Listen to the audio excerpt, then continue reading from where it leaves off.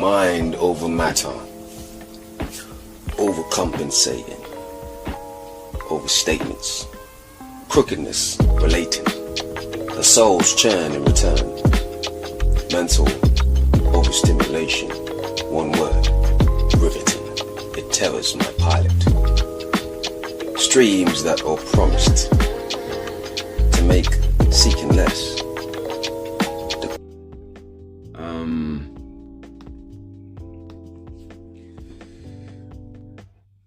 You're through to the Mad Poet.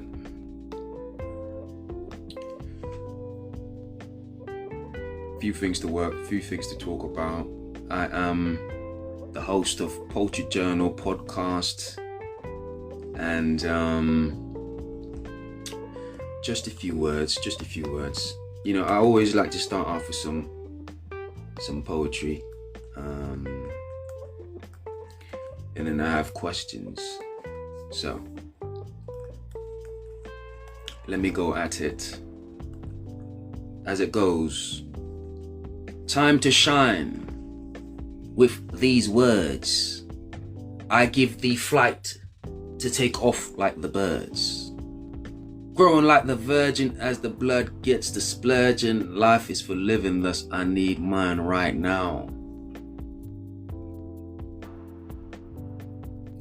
Moments are for taking, thus I need to get mine. Like my name was ravenous, and these lames have been starving us. A wise man once said, can I have some more, sir? Illest lines got me paraphrasing, sitting in amazement, grasping at times like the present, like the loud mouth I've got to tell it.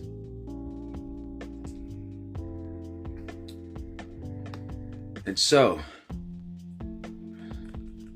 I always like to just bring certain things, just bear with me. I just like to just bring a few quotes once in a while from things I like to write and stuff like that. So this was the quote of today's episode that I really wanted to go through.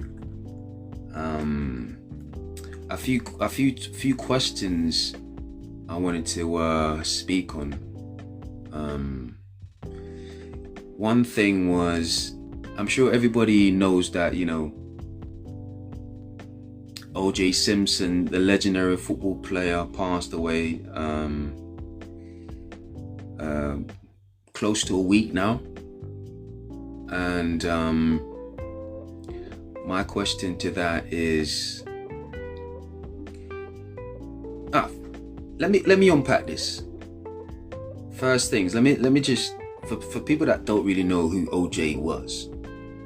And it's hard to say that, a lot of people don't, but at the same time, I want to pay the respect as well. O.J. Orenthal James Simpson was an American football player and actor. He played in the National Football League for 11 seasons, primarily in Buffalo, for the Buffalo Bills, and regarded as one of the greatest running backs of all times. Born on 9th of July 1947. So that was O.J. Simpson. So just wanted to give a little background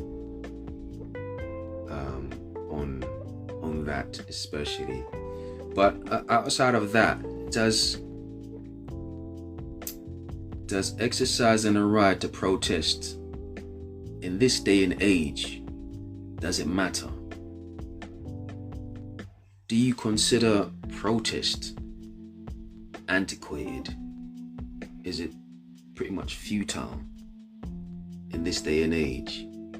Yes, we can do it, but are the effects, does it change anything?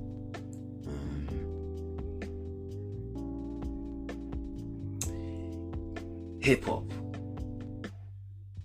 Is there any such thing as hip hop purist anymore? Is that a thing of the past? Are wordsmiths a dying breed?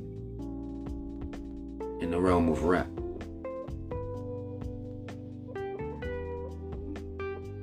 Questions. So yes, just wondering. I just wanted to put that out there. I have my I have philosopher's poet. I hope. Can you hear me? Yeah, I can hear you loud and clear. I'm still trying to get this video to work, but for some reason it ain't. But anyway, I'm still here. Fair enough. Did you get the breakdown of what I was speaking about? Yeah, I've been here since the beginning. Certainly. I'm gonna try and fix this video thing, but it's good that I'm here. I heard everything you were talking about. OJ, hip hop purists, protesting. Yeah. I got work. Let's start with OJ. Do you consider him a villain or a victim? Wow. It's a lot to unpack with OJ. It's like most things in life, it's complicated.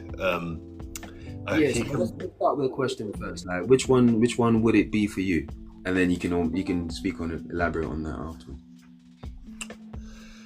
Well, I'll put it this way. You said, was he a victim or a villain? Most victims become villains. Let's put it that way. That's the start. So ultimately, that leads with the... No. No, but you need to choose. You need to select which one first, and then you can go on. I have to say that he was a villain, but that's very outcome based on what the media knows and obviously the history. There's a reason though I started that way, because I kind of want to give this some context. I can call him a villain because of the crime, whether you believe he did it or not. I would say we only know really what the media has portrayed about O.J. Simpson, and obviously one of the big things, or I remember this even myself, one of the big things around the time was the movie they made about it as well with, do you remember that, with Cuba Gooding Jr.? Yes. Now, obviously with the very limited information we have, and obviously you had the news briefings about the court case, the O.J. Simpson case obviously got turned into a case of discrimination, and there obviously was discrimination during the case. But then what made it more complex was the media or the movie tried to portray him as a man, as a black man, who actually wasn't all that connected to his community. And so the movie tried to portray it as if his lawyer made an attempt to make him more accessible and connect with the community, with the black community, in order to gain their favor and the jury's favor, because obviously there was the issue about the jury, according to the news articles. Hold on. We have somebody. Let's hear what they have to say, and then we continue afterwards. Yeah, go on. Yeah. Yep. Did you hear any of the topics, the questions that we were asking? No, I just joined. Okay. So are you a hip hop fan? What do you mean, like kinda?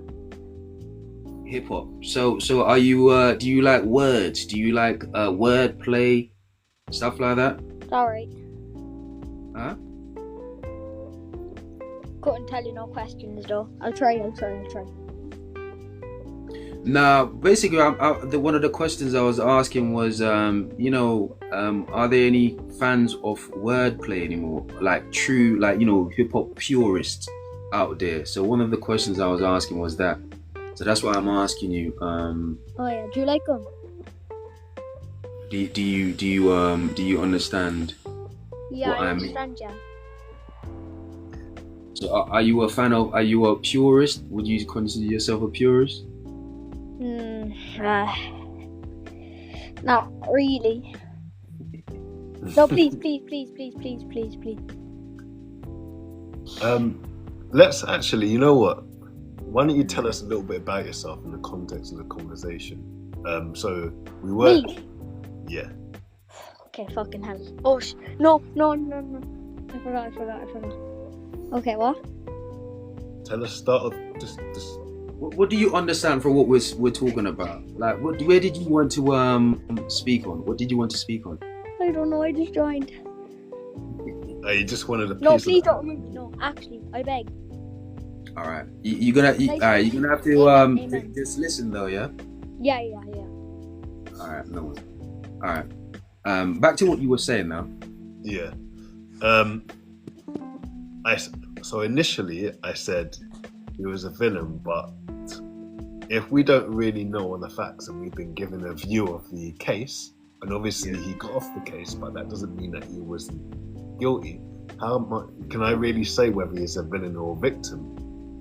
You know, I've had to reconsider actually whilst we're thinking that, because actually I'm basing my opinion on a movie and media outlets. I know nothing about them. I guess why I'm asking you, not necessarily what you know of the, just what's on the movie. I'm asking from what you know, even if it's behind the scenes, just in general, the knowledge alone from what you've seen, including the optics. Can you hear me? You understand, like, what is your take on it? That's what I'm trying to Okay. You got a fresh cut.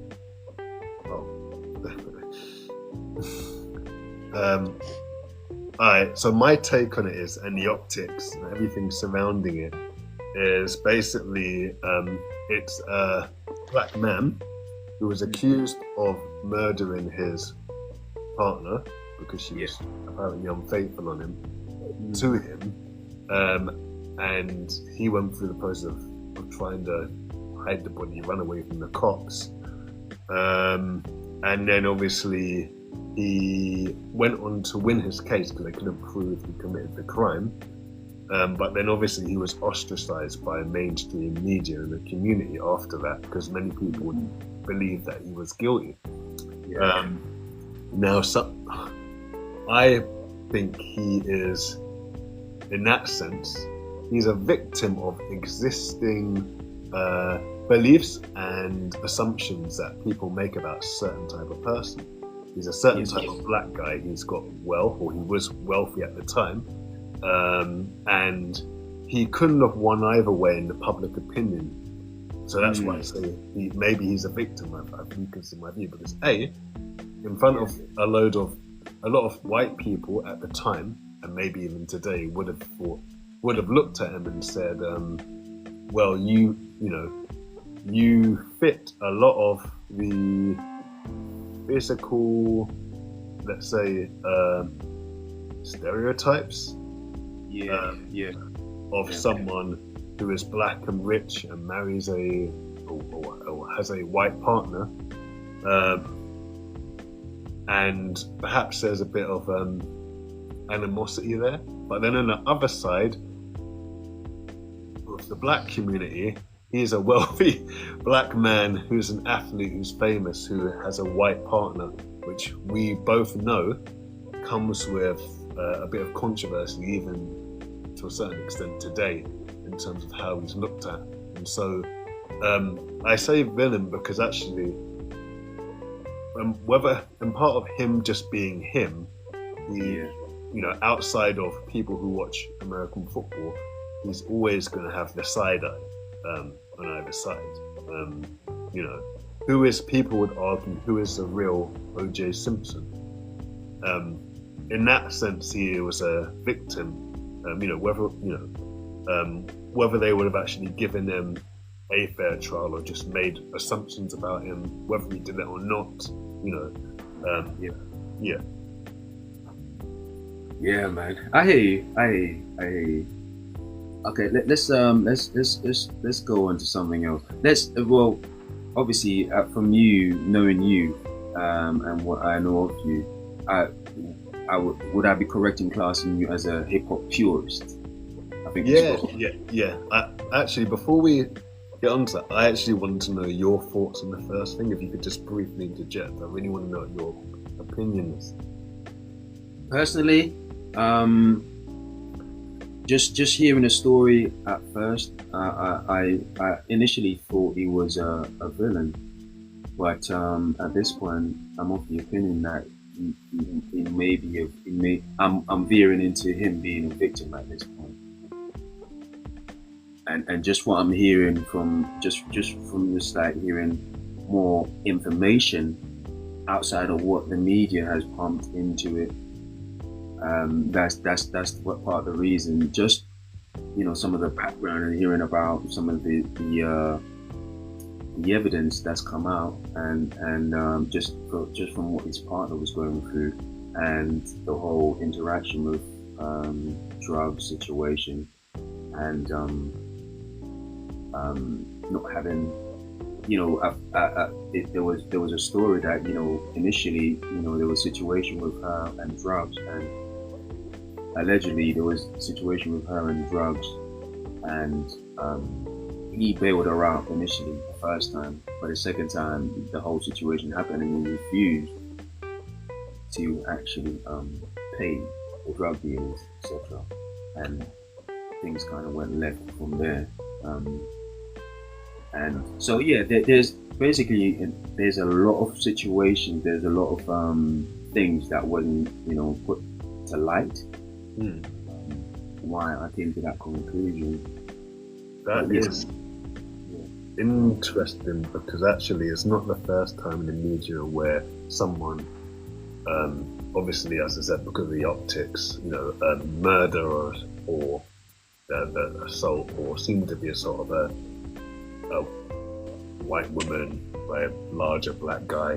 And what you said actually reminds me of, did you ever, I'm not going to dwell on this too long, because I know you want to move on, but did you ever hear about, the story about the Central Park 5? Yes. That reminds me of that, in the sense of people might have made assumptions first, shot first and then ask questions later. Yeah. It's funny because I believe, if I recall correctly, there was a little Donald Trump was actually a part of the whole condemning of the whole, Central Park fact. Not to veer off too far, but yes, I'm aware of the story, and but it's really tragic though, man. That that whole thing, it's really tragic, truth be told, that whole story. So it's one of those. So did you so now we've kind of established that part, should we move on to something else? So as I was saying, hold up, let me hear what someone is trying to chime in. You have run off yet? No. Yes, hello there. Hello. You right? How are you doing? Good. Yes, indeed.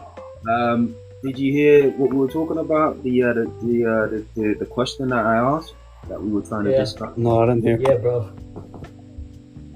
Okay, are you a fan of hip hop? I kinda. Are you a hip hop fan? Are you a purist? A what, sir? Are you a hip hop purist? No. Okay. Do you know OJ? Yes. Okay.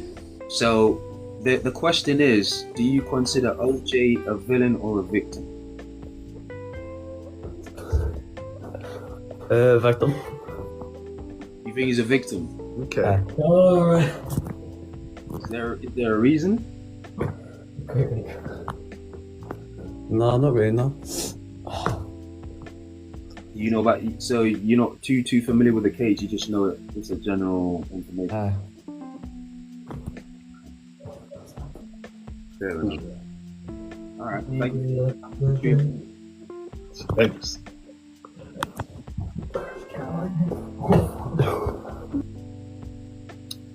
Okay. So that was interesting. Yeah. I wasn't quite expecting that, but you know, he kind of, I guess he agreed. He thought it was a victim also. But let's move on to what we were speaking about. So like you were saying, you're a purist, hip hop purist. Yeah, so I'm a hip hop purist, but that doesn't mean that there's a strong presence of hip hop purists these days. I think that whatever remains of the purist community in hip hop is probably more underground. You know? Really? Well, when I say underground, this is relative to like mainstream. Like, I mean, when you say purist, you know, you're talking about the art form, you know, the skill, yeah. We can talk like independent rappers. We can go further and talk about the guys that used to go on like 106 and Park and do like freestyle battle rap, you know. Even if we go back to the UK, we want to talk about purists. So, Yeah. You can talk about things like, I don't know if you remember back in the day, this thing called the jump off. I think I do. Yeah. It had a bit there where they had like a I'm aware of it. Yeah, I'm aware of it. kind of thing. So, but in general, hip hop isn't really about lyricism. It's not really. It's not an art in the same vein it used to be. You know, some people might argue and say, "Oh, what about the beats and things like that?" Well, even that, I would say, they lack the dimension and depth and range of creativity, both in a lyrical sense and in instrumentals and beats and, you know, creativity. I'm not sure. As I said, in terms of mainstream hip hop, there is such thing as purists. Underground to me means, as I said, there are two tiers. There's those who are really like die-hard battle rappers, and then there are those who listen to independent hip-hop artists or more independent hip-hop artists. A lot of the purists that are still around also listen to a lot more, their mainstay is more older hip-hop. So there's some 2010 stuff in it, but they go back like 90s, 2000s, they're 80s. So they're the people still, you know, you go onto their Spotify playlist and, you know, you've got like 90s hip hop, you've got sometimes going back further to the 80s, you've got 2000s. There's not really a huge amount of the new stuff. There's some 2010 stuff in there, but, you know, a lot of the artists, I've never seen, for example, this isn't a human, I've never seen any of people in my circle listen to say like, see like a Blueface or someone in their Spotify playlist. You know, they might have some Pusha T in there still, or or even the new J. Cole album. They might have like Benny the Butcher or like Isaiah Rashid. Even some more like conscious stuff like Earth Gang or whatever. Yeah. So in essence, what you're saying is you think there's no such thing anymore, or it's very it's a dying breed, basically. Yeah, dying breed might be a good way to say it, but I think a better way to say it that I'm going to cling to is it's dormant. It's dormant. So it's not necessarily going to die out, but it's never going to be the most popular thing going. Yeah, or there could be a revival, like all things. There seems to be a cycle of what's the in thing, you know. It's like kids in their 20s wearing t-shirts from Zara with Tupac on the back, not really knowing who the man is, but it's a strange thing. So there might be a revival, but it will be more, but the key thing will be why you listen to the music rather than the fact that you listen to it. Okay, fair enough. And you haven't said much. I'm dying to. Hold up. Just pause for a second. Ishmael and Flovey, if you want to chime in, just let me know. And if you want to chime in on the topics, we have a few questions, so we're just kind of going through things. But if you want to kind of speak on it, just let me know, and I'll invite you into the chat. But evening, Queen. Yeah. Flovey's actually going to be on this event on Friday. Yes, I'm aware. That's why I thought, it'll be nice to have a conversation with her about some of the stuff that we're speaking about. You have to request to be invited as a guest, and so then we can speak to you directly.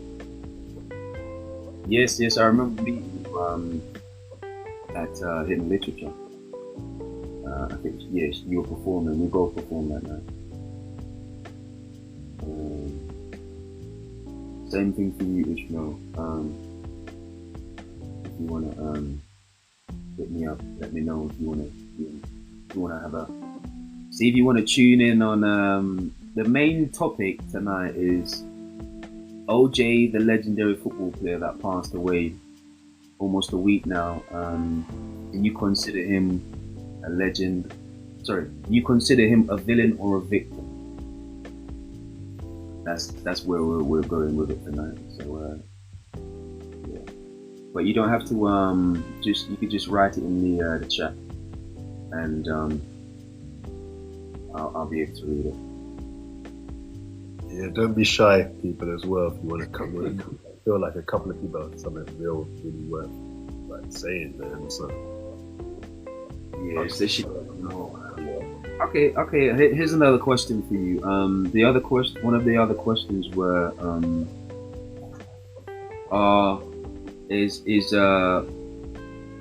are you? First of all, are you a purist, hip hop purist, and are wordsmiths a dying breed in the realm of rap?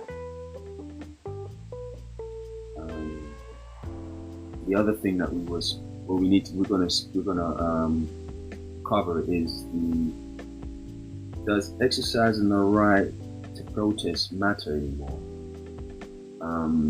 Do you consider it antiquated, somewhat futile?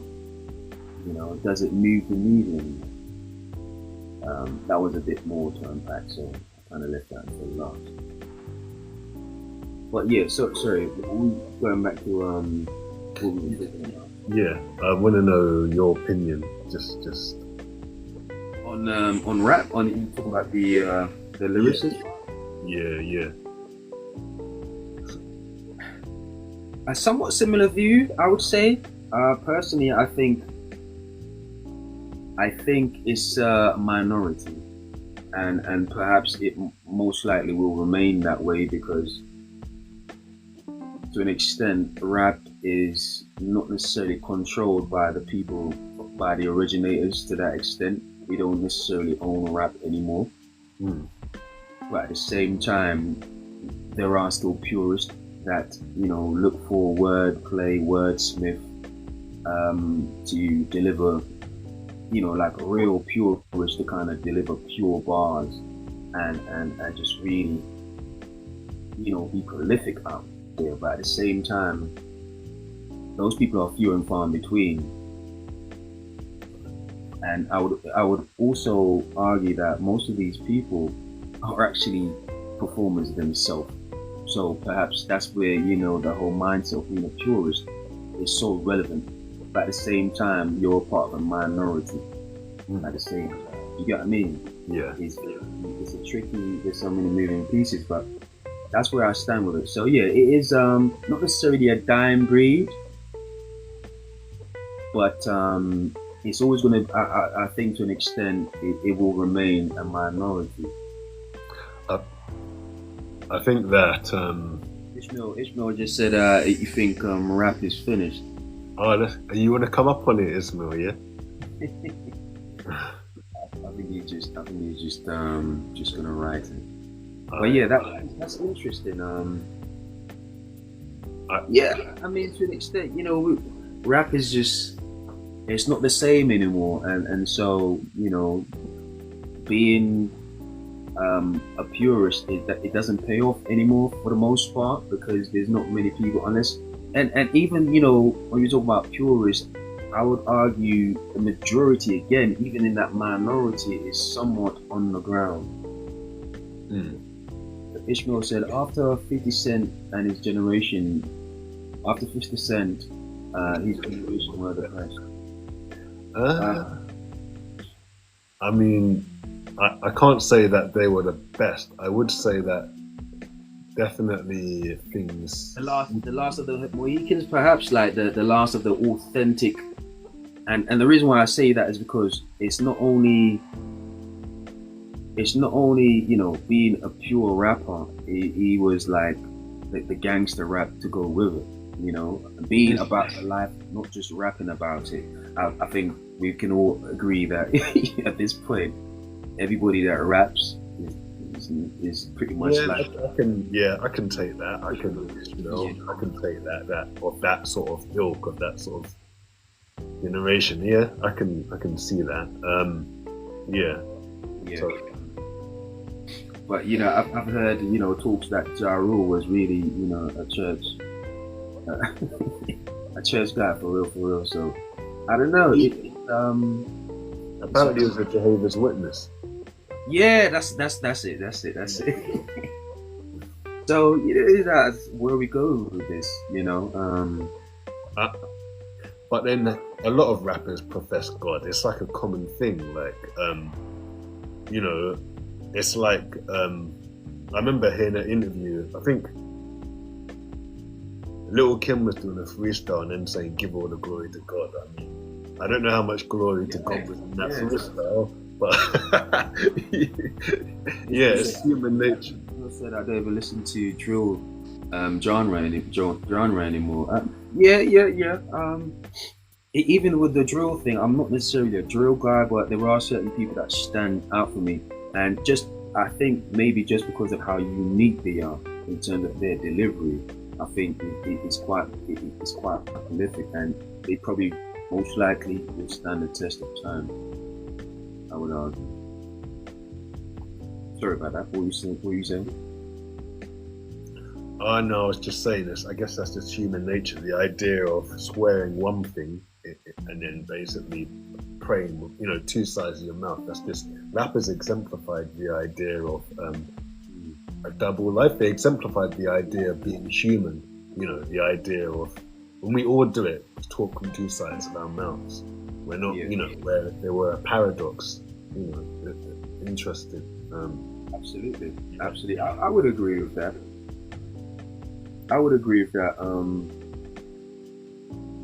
Because sometimes it's just that rap is an art form, isn't it? And for the most part, I think we're more artists than we are, a drug dealer, which is like a minority in itself, or like a street guy or stuff like that. I think for the most part, most rappers are academics. They read and they got a degree. Yeah, I mean, I remember hearing, that wouldn't surprise me, to be perfectly honest. I mean, with a lot of the lyricists as well, the lyrical rappers, it does take some acumen to, vocabulary to do that, and and a lot of intelligence. So, absolutely. Yeah. I won't talk more on the paradox thing, but it just brought back a memory when I was like 16 and getting through. I remember getting through a DMX album to get to the end where he does the prayer. After all that was pretty intense, 12 tracks, and then at the end, Heavenly Father, like kind of. DMX was known for that, man. He was just so amped up. Yeah. So amped up when he was ready to really. But it's oh man, you ever seen they talk about bikers and the idea that they go into this, once you hit a certain speed, it's like you go into this tunnel vision, And it's like, I like to think of it like entering the matrix. And I think DMX is one of those guys that really personifies that, where he just literally, once you flip that switch and he's performing, he just goes into the matrix, man. And it's like, man, he probably believes he could walk on water, bruv. Like, it's that deep, where it's just like, he believes anything that his mind tells him. And you can hear it. You can hear it. You can hear the conviction behind his words. And I think as a performer, man, that's amazing. Yeah, he definitely was a performer. You could definitely feel and imprint his feelings, his emotions, his energy into what he said. He definitely didn't lack any conviction whatsoever about what he wanted to talk about. And that is a rare trait, to be perfectly honest. Absolutely. So to answer you the question, are wordsmiths a dying breed in the realm of rap? In summary, yes. I use the word dormant, like I said, because these things come in cycles, and it's more about, will it come back at some point? Maybe. And why will it come back? Well, I can't answer that. People might hunger for something more. But I would say at the moment, yeah, it is I use the word dormant. You could say dying breed. Yeah, it's not, yeah, for real, yeah, I agree. And to conclude this part as well, are hip hop purists a thing of the past? Yes, I think hip hop purists are a thing of the past, or where we're at this stage have us looking a bit like dinosaurs or something. Okay, and to the final thing I really want to unpack. Firstly, let's start with the first piece. Does exercising the right to protest matter in this day and age? I think it still matters. I look at examples of previous protests. Now, you might argue that nothing was done substantial, but it forced people to listen. I think the reason why we believe protest isn't relevant anymore is because of social media. You could argue, is that a more powerful tool but B, there's something that a protest does that social media can't. Even though you can reach people globally with social media, I think from my experience, people who usually show up for a protest usually show up there. They want to prove a point. And it's one thing to say something on Instagram, it's another thing to be outside, let's say the Houses of Parliament or whatever, or Westminster Abbey with plaques and loads of people. I think we've been made to feel that protests are dead by government and media and those agenda,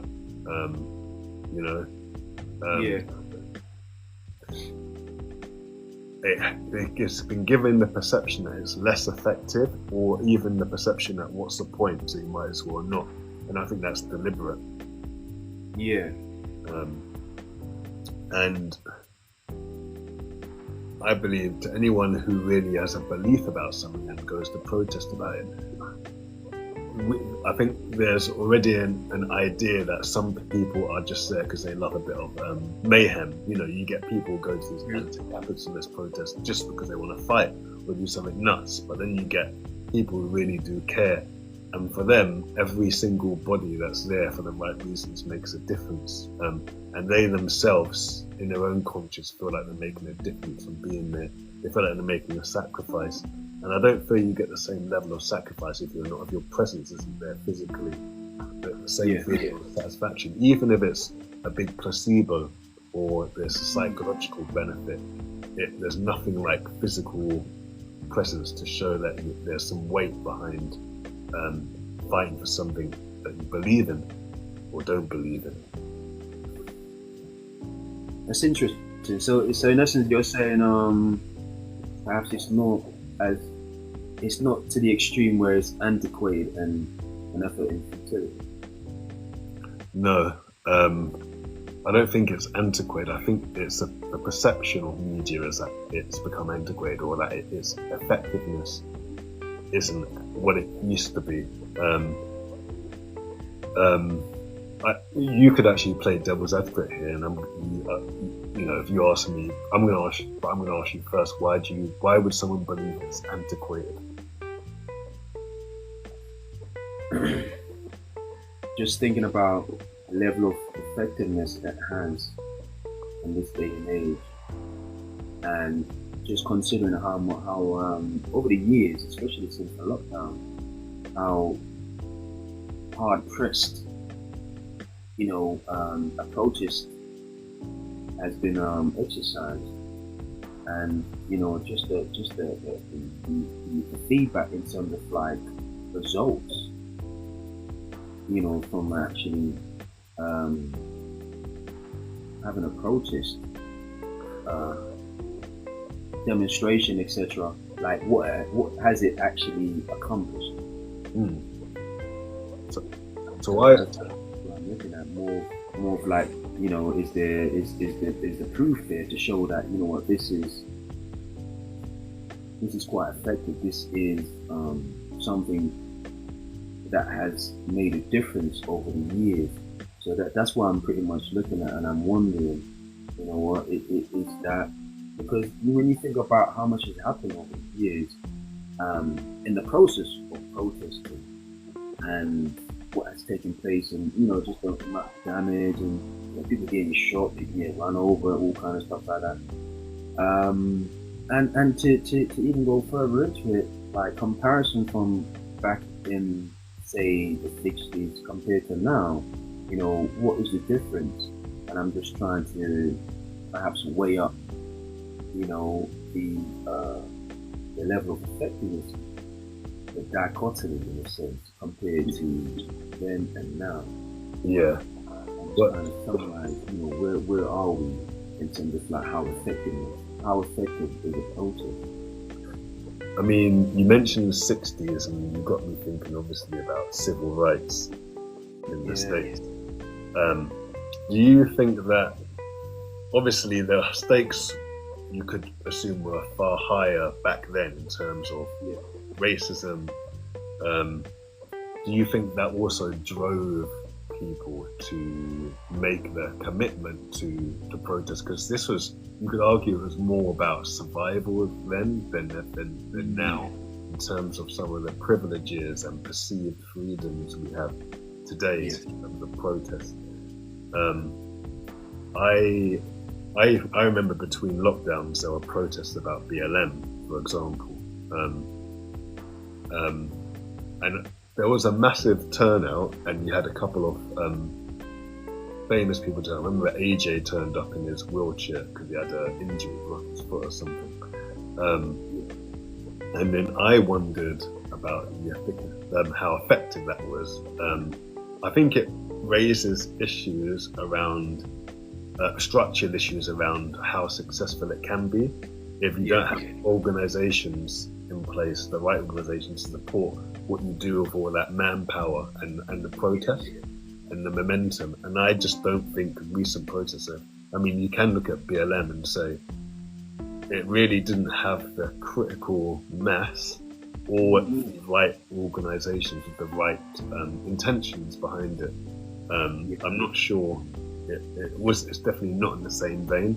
But then I look at things like in France, I think the most recent protests they had was like teacher strikes, state workers, which was far more effective. But then a protest in this country is nothing compared to a protest in other parts of Europe, like France.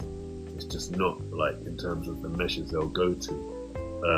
So I think it's a mix of behavioural attitudes of a population versus privilege. And coupled with privilege and coupled with the structural strengths and weaknesses of those people behind the protest and backing organisations, whether they actually have a conviction about the actual cause. So I agree with you in one sense that was far more effective, but then there are circumstances back in the civil rights era that we just don't have, or conditions that we simply don't have here. And I think the necessity during the 60s was that everyone had to kind of sing from the same hymn sheet. Whereas I believe that something like BLM, even though obviously there was a death of a black person, BLM movement itself and some of the founders also have views that conflict with larger portions of the same community. You know, if you read their manifesto, they had loads of things that conflict with a lot of black Americans and maybe black people in the UK, that they would consider even too left-wing for some communities in, you know, So there's so there's a lot more nuance to it, and by and large, I still think most of our community, especially the older generation, are still quite conservative. So a lot of the things within that manifesto, outside of just obviously fighting for equality, they would have seen them as counterproductive to the progress of the community as well. So it's sort of like a double-edged sword in one sense. Not to mention a lot of the mistrust and uncertainty around how the funding was used that was gathered by, you know.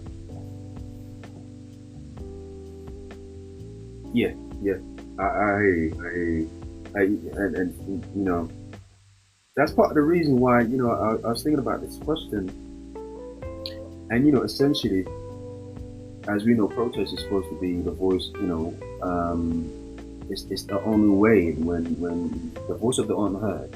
And so, like you said, it's a point to the point of survival when you speak about times of, like, say, the 60s, where it's very extreme, where, you know, there is no other way, and, you know, potentially it could be civil war if things don't really change, and so, you know, everybody's trying to find a way or trying to figure something out so we can have a better situation, you could say.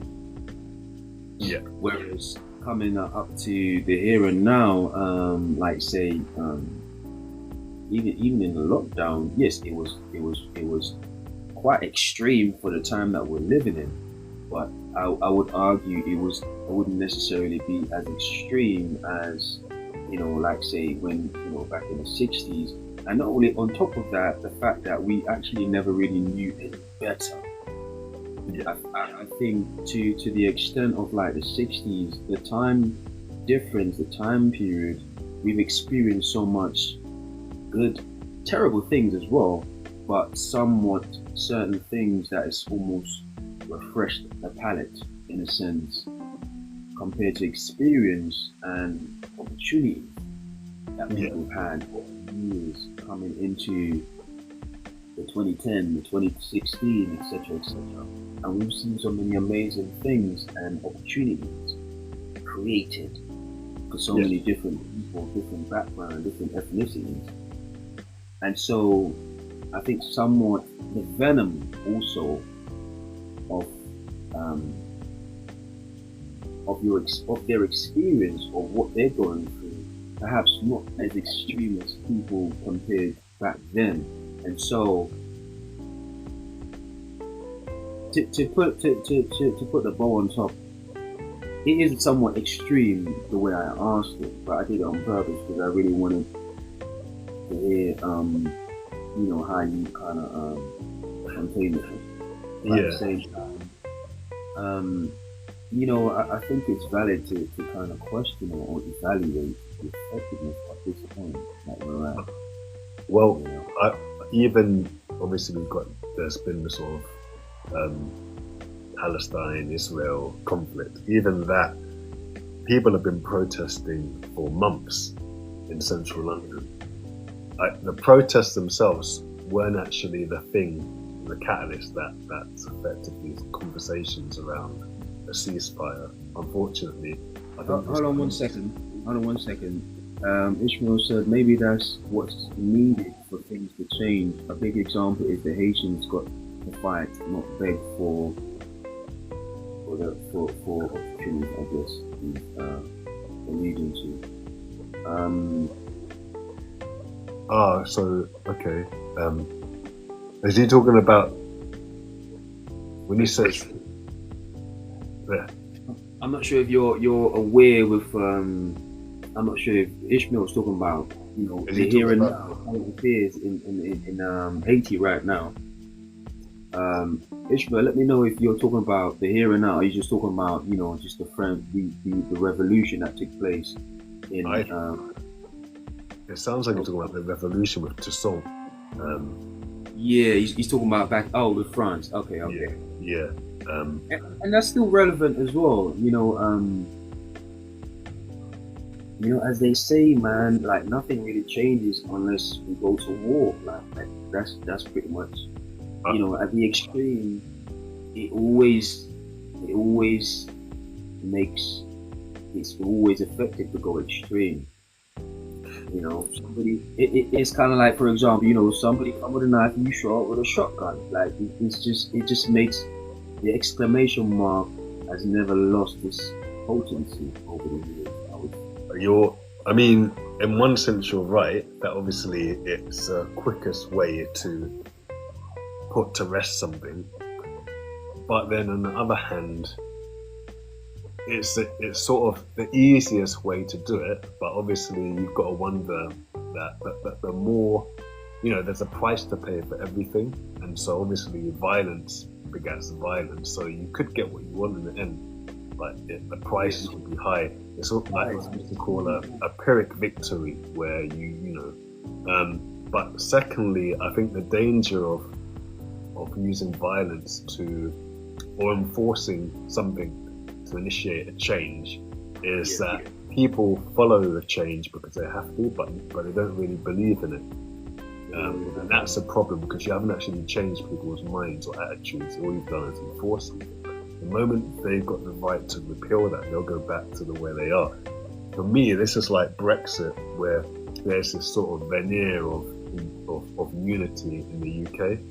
But the reality is, once the people voted in the majorities, the narrow majority, to actually remove themselves from the EU, that's when you saw a lot of people show their true colours about their neighbours. So they didn't really believe in it, they tolerated it. Yeah. So all that happens with something that's enforced, whether it's by gun or by policy, is that you don't really, there's no agent for change of society. It's just an instruction, but people don't actually learn or develop any sort of behavioural reflection, review, they don't, all of those things that help sustain society, they don't develop them, they just go along to get along. So from a philosophical standpoint, it's short term. Yeah, and Ishmael said, and they ended it at the end. I think it's talking about the Brexit. Yeah. But I'll quickly jump back on the Palestine-Israel thing. I think that largely got to where it was not because of protest, sadly. It got to where it was because there was too many bodies being piled up, too much that's being done that looked real ugly, and you had America obviously supporting or trying to sort of keep things on the hush or kind of silently support Israel's actions. And then obviously to make this even worse, there you have Iran. So it's almost like a timely distraction, unfortunately, in a weird way, for Israel.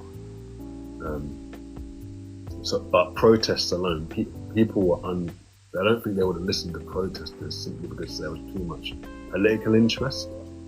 It was only when the bodies piled too high, and then they had to realise that they couldn't look like they were completely devoid of ethics. Yes. I was about to go into that instance of human rights, all that malarkey. But no, you make some valid points. But on the other side of the scale, I would say it's pretty much what you allude to what we're speaking about, the conversation to do with rap and lyricists and lyricist fans, I think to an extent, that's always going to be, to blow this up beyond that, protest has always been something that's come throughout the ages where people have used to kind of fight for their rights.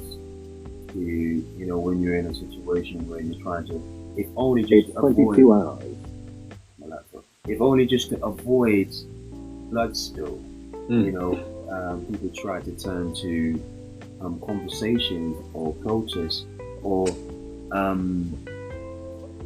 functional distraction, where like you're making people uncomfortable, but in a way where it's still avoiding that extreme, because we know, people die when things get extreme in human society. So I think to an extent it's always going to be something relevant, but at the same time I think there's questions to how effective it is over the years as we kind of go back and forth over the years to how people pretty much react to it and how it's exercised. But let's not forget that hip hop itself in the early days was a form of protest. Correct. Yes. And people might have felt uncomfortable about the content of some of those songs, but they expressed it in the best way they could in terms of what was going on. Agreed. But as we know, back in those days, as you know, the culture was totally different. It stood for something, whereas now hip hop is almost like marketing on steroids. One could argue it's just not the same.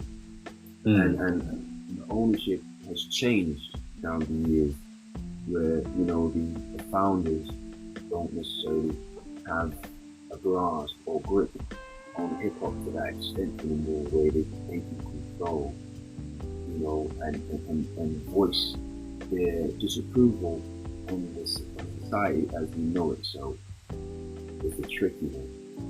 And I don't want to take everything away from, let's say, modern hip hop. I would say it's allowed for a greater emotional range. I'll just give it that, and that's all I'll give it. But then even then, some could argue that they may consider a lot of it as rather egocentric in a different way that the hip hop we grew up to was,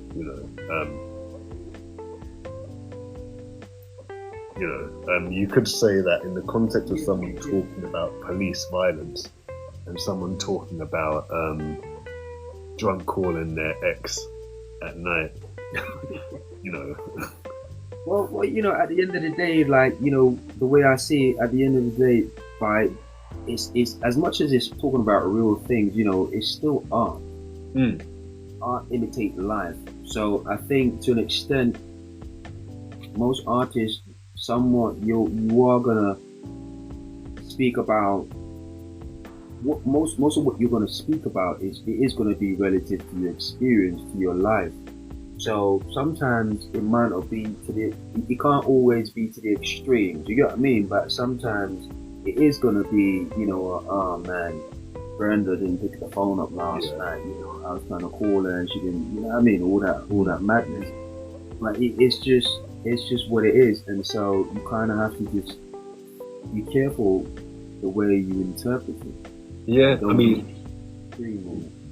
I'm grateful for that as well, because it's something, it's an everyday thing, it's a real thing. So I'm not going to look at too much. I'm grateful for that, because that's expansion in itself. It's just that that also comes with other drawbacks in terms of, as a whole, as a collective.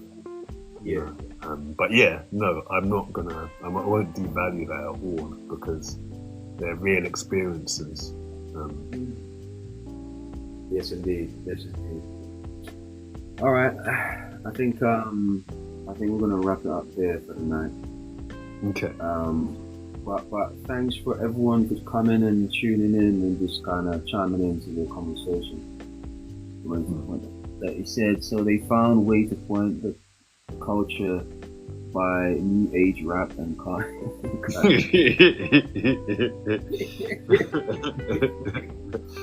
Gosh. Yeah, you could say that. I think you know, we were at the age where we know what Cardi stands for, and you know that's not really what we're about. That's not what hip hop's supposed to be about. I hear what you're saying, Ishmael. That's real talk, man. That's real talk. But you have any last words to say before I cut the cord? I don't have any last words to say. Actually, I've actually enjoyed the talk as usual, and keep going. And yeah, I would say let's keep going, but you know, work. Yeah. Yeah. But you know what it is? It's I was gonna say, Ishmael was saying, yeah, likewise, I suppose, as in he enjoyed the conversation. He says, I wish to go live too. Yeah, I'll speak to you about that. Yeah, it'd be good to have your input in Ishmael as well, yeah. Definitely. I think I was trying to invite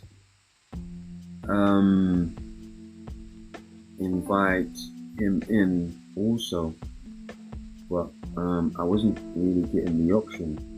Invite him in also, but I wasn't really getting the option. Like I wanted to invite you. But it should be possible because you remember the other person that came on live? Yeah. The very while we were talking. Yeah, I'm sure they don't have enough followers, but they were able. I think, Ishmael, you have to kind of click on guests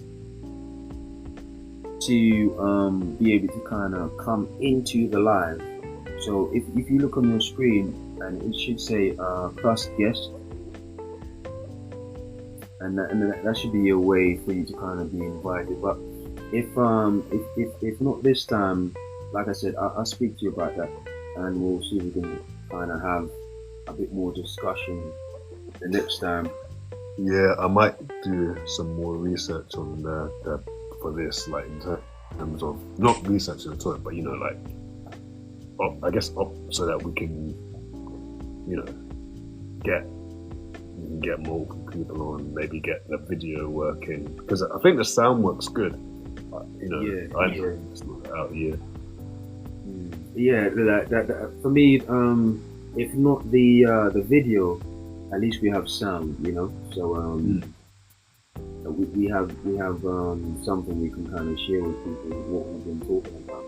But I agree, it has been great to kind of converse about some of this stuff, because I think it's relevant, very relevant to where we are in society, and not only that, but our age people, and just people actually, you know, talking about real stuff, about serious issues, and things that, you know, are like important to the culture. You know? Yeah. So let's keep this going. We'll definitely be back. If not tomorrow, then I'll definitely be on, and you definitely be on as well on Thursday. I think Thursday would be another good. Yeah, Thursday is. Yeah, Thursday. Okay. So if not tomorrow, then I'll speak to you behind the scenes. But if not tomorrow, then definitely Thursday, and we'll just keep this going. Alright, cool. Yeah, for sure. Good to hear from you, Ishmael. Good to hear from you. And as always, man, Mr. Philosopher's Poet, podcaster himself, and always appreciate my brother chiming in. And we'll speak soon, man. Yeah. Not on Thursday. Have a good one. Same here. Right. Mind over matter, overcompensating, overstatements, crookedness related, the soul's churn in return, mental overstimulation, one word, riveting, it terrors my pilot. Streams that are promised to make seeking less.